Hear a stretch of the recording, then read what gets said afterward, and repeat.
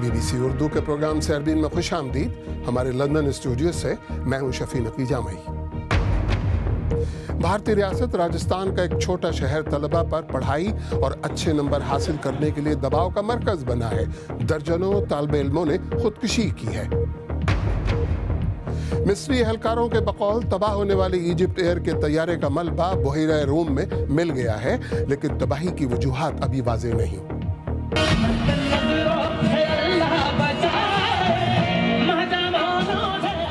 اور پاکستان کے ممتاز گلوکار راحت فتح علی خان سے خصوصی گفتگو، جس میں وہ بتائیں گے کیا پاکستان میں قوالی کا فن زوال پذیر ہے.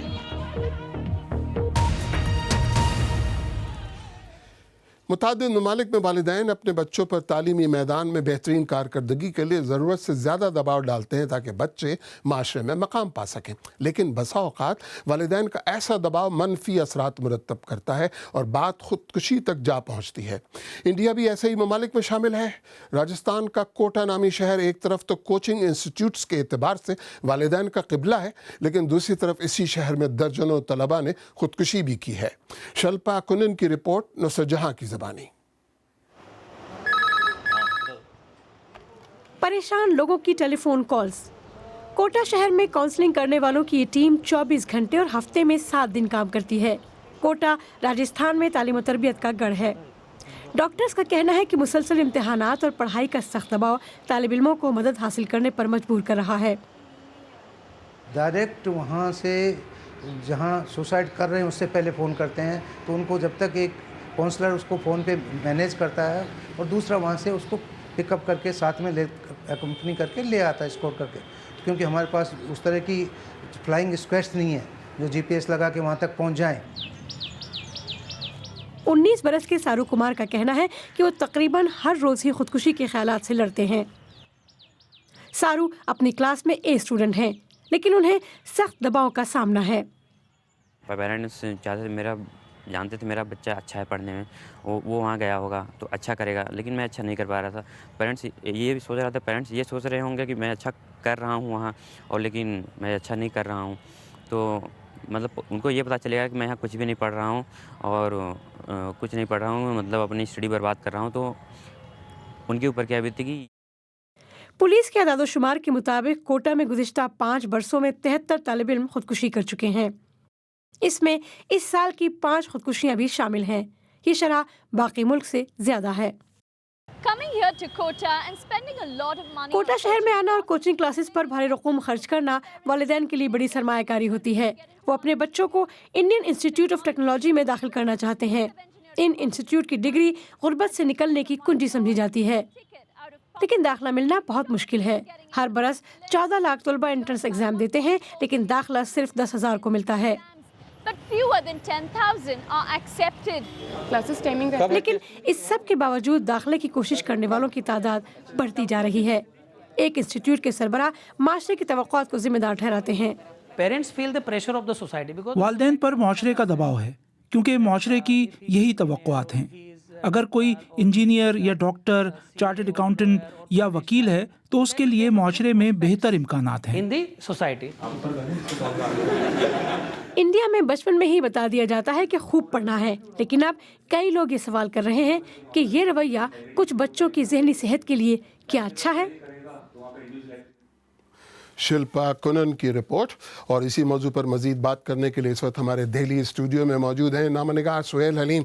سہیل حلیم، صورتحال محض کوئٹہ میں ہی زیادہ خراب ہے یا کوٹہ کے علاوہ باقی جگہوں پر بھی یہی حال ہے؟ شفیق، کوٹہ سرخیوں میں زیادہ ہے کیونکہ وہاں خودکشی کی یا سوئسائڈز کی شرح کافی زیادہ ہے، لیکن آپ ملک کے کسی بھی چھوٹے بڑے شہر میں چلے جائیں آپ کو اسی طرح کے کوچنگ ہبز نظر آئیں گے. کوٹہ کا سب سے بڑا مسئلہ یہ ہے کہ وہاں بہت چھوٹے بچے، اور ہم بات کر رہے ہیں ایسے بچوں کی جنہوں نے حال ہی میں 10ویں پاس کی ہے. 15-16 سال کے بچے اپنے گھر سے دور رہتے ہیں، ان کا کوئی سوشل سپورٹ سسٹم نہیں ہوتا، کوئی اور دوسری زندگی ان کی نہیں ہے. وہاں صبح کو کوچنگ شروع کرتے ہیں، شام تک پڑھتے ہیں، اور جب وہ ڈپریشن کا شکار ہوتے ہیں یا پریشان ہوتے ہیں تو ان کی مدد کرنے والا کوئی نہیں ہوتا. اس لیے وہاں صورتحال زیادہ خراب ہے. لیکن یہ میں نہیں کہہ سکتا کہ باقی شہروں میں حالات کچھ بہتر ہیں. لیکن سہیل علیم، کوچنگ انسٹیٹیوٹس پر ذمہ داری ڈالنا کس حد تک درست ہے؟ کیونکہ بچوں کو وہاں بھیجنے کا فیصلہ تو بہرکیف والدین کرتے ہیں نا؟ بالکل صحیح ہے شفیع. سب سے بڑی بات یہ ہے کہ کوٹہ ہو یا دلی ہو یا میرٹھ جیسے بڑے شہر جن میں بہت بڑی تعداد میں کوچنگ انسٹیٹیوٹس کام کرتے ہیں اور بڑے بلند و بانگ دعوے بھی کرتے ہیں کہ ان کے بچے IITs میں اور MBBS میں سلیکٹ ہوتے ہیں، لیکن یہ ایک طرح کی کوچنگ فیکٹریز ہیں جسے میں یہ کہتا ہوں کہ یہ اسمبلی لائنز ہیں، جس طرح گاڑیاں بنتی ہیں، اور اس میں اس بات کی پرواہ نہیں کی جاتی کہ کون بچہ کس رفتار سے سیکھ رہا ہے یا اس کی لرننگ کرو کس طرح کا ہے. تو یہ سارا دار و مدار میرے خیال میں الٹیمیٹلی ماں باپ کے اوپر آتا ہے، کیونکہ انہیں یہ احساس ہونا چاہیے کہ ان کا بچہ کیا اس پریشر کے ساتھ کوپ کر پا رہا ہے جس میں انہوں نے اسے پش کر دیا ہے یا دھکیل دیا ہے. تو یہ بات تو ہوئی والدین کی، لیکن کیا حکومت کی جانب سے حالات کو بہتر بنانے کے لیے کوئی مثبت اقدامات کیے گئے ہیں؟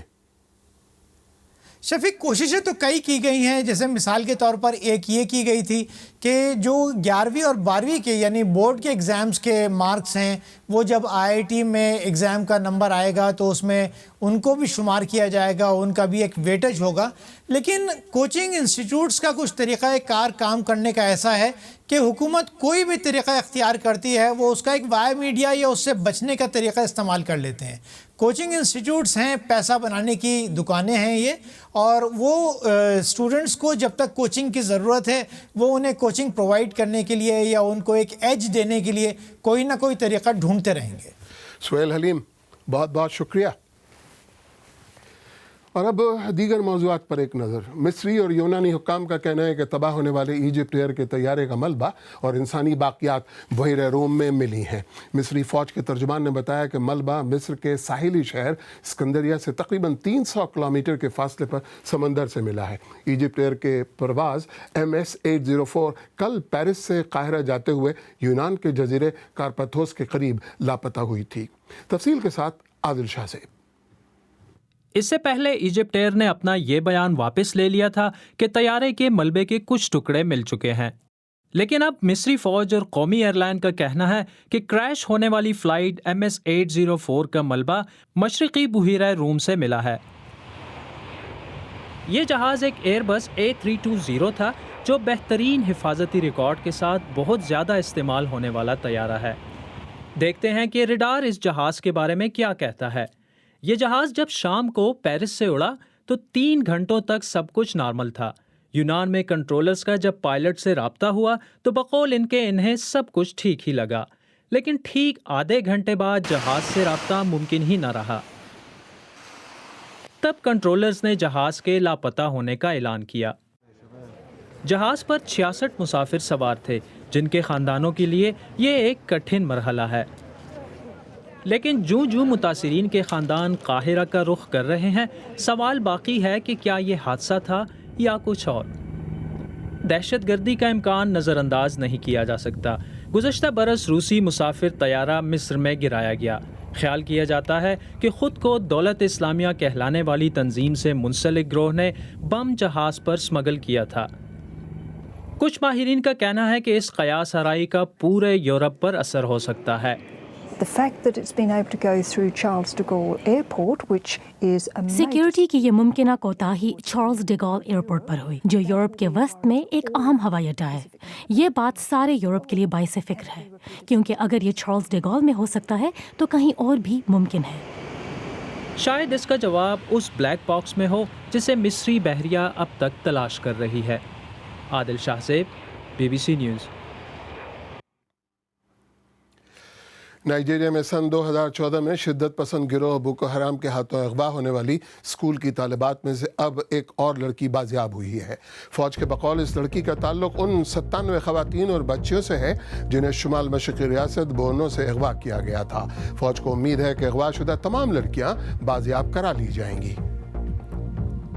انڈیا کی ریاست راجستھان میں 51 سیلسیس درجہ حرارت نے پچھلے تمام ریکارڈ توڑ دیے ہیں. شدید گرمی کی لہر سے ملک بھر میں درجنوں افراد ہلاک ہوئے ہیں. ادھر پاکستان میں صوبہ سندھ کے شہر لاڑکانہ میں درجہ حرارت 52 ڈگری سیلسیس ریکارڈ کیا گیا. امریکہ میں سائنسدانوں نے چھوٹے سکوں کے سائز کے ننھے ڈرونز بنائے ہیں.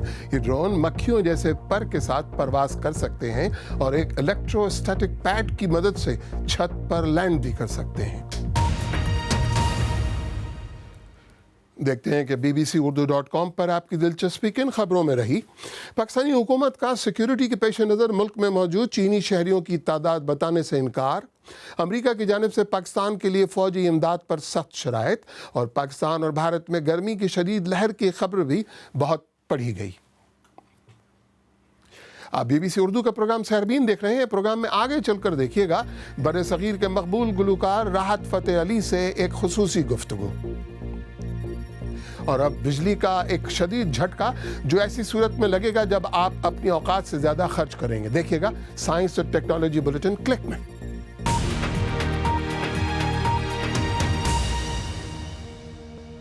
BBC اردو کے پروگرام سحربین میں ایک بار پھر خوش آمدید. پاکستان کے نامور گلوکار اور قوال راحت فتح علی خان قوالی کے فروغ کے لیے اکیڈمی کے قیام کا ارادہ رکھتے ہیں. ان کا کہنا ہے کہ قیام امن کے لیے ابھی مزید اقدامات درکار ہیں تاکہ لوگ درگاہوں اور مزاروں پر قوالی سننے آ سکیں. ہمارے ساتھی ریاض سہیل نے ان سے گفتگو کی اور پوچھا کہ کیا پاکستان میں قوالی اب صرف مزاروں تک محدود ہو کر رہ گئی ہے. میں اس چیز کو مان ہی نہیں سکتا کہ قوالی جو ہے وہ درگاہوں تک محدود ہو کے رہ گئی. قوالی کا جو ایک ایسڈ تھا وہ اتنا پاورفل ہے کہ وہ ہر میوزک میں آ رہا ہے. اس لیے ہمارے شوز میں جو تعداد ہے وہ بہت زیادہ لوگوں کی ہوتی ہے. تو جو قوالی گانے والے ہیں کیا ان کی تعداد کم ہوتے ہوئے نظر نہیں آتی؟ وہ کیونکہ سیکھتے نہیں ہیں. وہ آج تک اپنے آپ کو کاپیئر کے طور پہ لے رہے ہیں. وہ لوگ جن کا خاندانی کام ہے وہ کاپی کر رہے ہیں. مزاروں میں درگاہوں کے آس پاس میں جو دھماکے ہو رہے تھے، ٹیررزم ہو رہا تھا، تو یہ وجہ تو نہیں ہے کہ لوگ ڈر رہے ہیں کیونکہ انہی مزاروں درگاہوں پر قوالی کی محفلیں ہوتی تھی، اور گانے والے اور سننے والے اس سے تھوڑا دور رہیں؟ پروانوں کا کام ہی جلنا ہے، چاہے جتنے بھی بمبارمنٹ کیوں نہ ہو جائے. جس نے درگاہ پہ آنا ہے، اپنے پیر کی درگاہ پہ آنا ہے، مرشد کی درگاہ پہ آنا ہے، اس نے چلتی تلواروں میں آ جانا ہے. بٹ یہ کہ پاکستان کا سیکیورٹی کا نظام اچھا اور اچھا ہونا چاہیے. میں نے سنا تھا کہ آپ کوئی قوالی کے حوالے سے اکیڈمی قائم کرنے کا ارادہ رکھتے ہیں، تو اس منصوبے پر کتنا عمل درآمد ہوا؟ دیکھیں، میں اکیلا اس اتنے بڑے پروجیکٹ کو اکیلا لے کر نہیں چل سکتا ہوں. ہمیں گورنمنٹ کی سپورٹ کی اشد ضرورت ہے.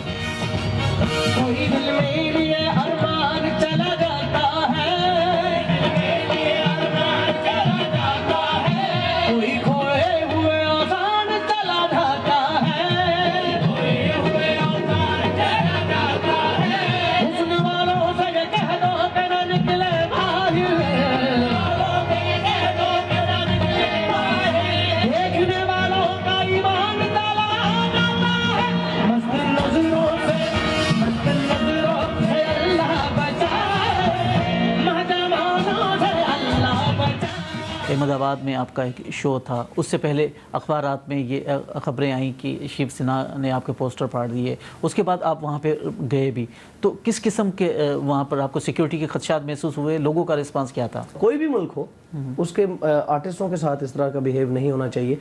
بٹ اس کے باوجود انڈین گورنمنٹ نے اتنا بھرپور تعاون کیا. پوری جو حیدرآباد احمد آباد کی جو IG تھے وہ تک، جو DIG ہمارے ساتھ وہ ٹریول کر رہا تھا جہاں جہاں ہم جا رہے تھے، اور ہماری اس طرح سے پروٹیکشن کی گئی ہے کہ جیسے کہ ان کو کچھ ایسے آنچ نہیں آنی چاہیے. آپ کے جو گیت ہیں لاکھوں لوگوں کی جو ہے نا پسند ہیں، آپ کا اپنا کیا پسندیدہ کون سا گیت ہے؟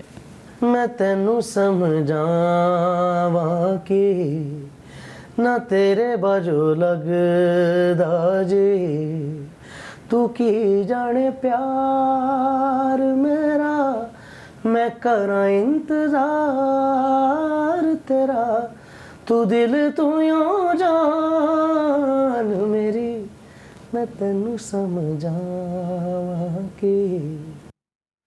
راحت فتح علی خان جن سے ریاض سہیل نے بات کی.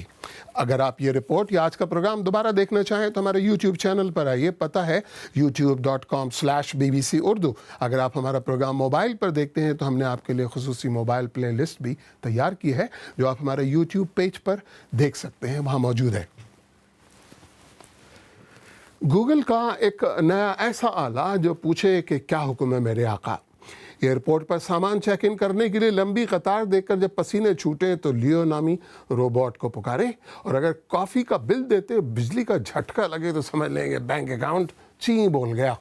सही पहचाना, हफ्तेवार सिलसिला क्लिक, आज एमन ख्वाजा के साथ। गूगल एक ऐसा आला मुतारिफ करवा रहा है जिसके जरिए से आप स्मार्टफोन्स और घड़ियों से बात करके उन्हें हुक्म दे सकेंगे। गूगल असिस्टेंट ना सिर्फ आपकी पसंद का म्यूजिक चलवाएगा बल्कि सिनेमा के टिकट तक बुक करवा सकेगा। सारिफ को सिर्फ इस गूगल सॉफ्टवेयर से बात करके बताना होगा कि वो इसके लिए क्या कर सकता है। तो तैयार रहिए अपनी पसंदीदा फिल्म के टिकट हासिल करने के लिए, और वो भी सिर्फ एक हुक्म पर।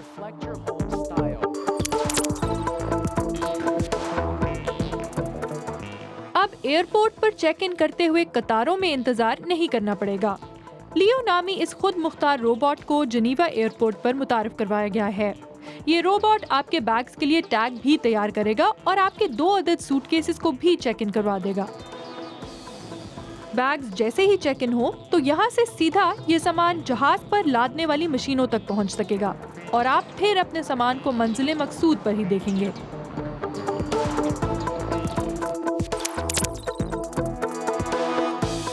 बरतानवी कंपनी इंटेलिजेंट एनवायरनमेंट्स ने एक ऐसा निज़ाम मुतारिफ करवाया है जिससे सारिफ अगर अपने बजट से ज्यादा पैसे खर्च करे तो उसे बिजली का झटका लगेगा। जी हाँ, आपने बिल्कुल दुरुस्त सुना।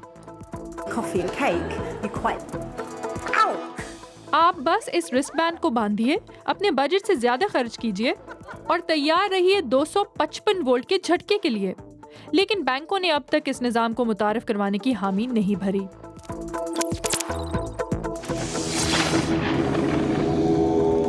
अगर आप निहायत ही उम्दा वीडियो गेम्स पर नाकाम फिल्में बनती देखकर उकता चुके हैं तो आपका सब्र तमाम हुआ। मॉर्टल कॉम्बैट और मॉर्टल कॉम्बैट एनाइलेशन मूवीज के खालिक थ्रेशोल्ड ग्लोबल स्टूडियोज ने ऐलान किया है कि उन्हें 1 नहीं, 2 नहीं बल्कि 3 टेट्रिस फिल्में बनाने की फंडिंग हासिल हो गई है, जिसकी शूटिंग आइंदा बरस चीन में शुरू होगी।